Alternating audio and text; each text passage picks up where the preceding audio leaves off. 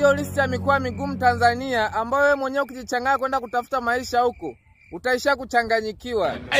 Haya, mkoa wa kwanza ni mkoa wa Kigoma.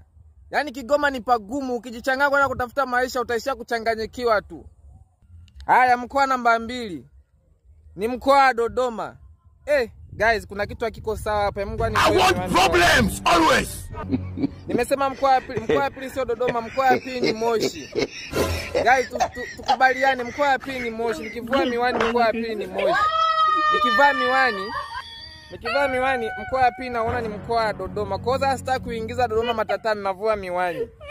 Sitaki ugomvi na watu wa Dodoma kwa sasa hivi. Nimeachana nao. Mkoa wa pili ni Moshi. Yaani Moshi ukijichanganya huko utaenda kuchanganyikiwa.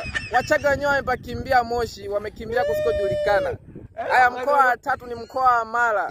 Mara ni kugumu vibaya mno. Kwa usijichanganye.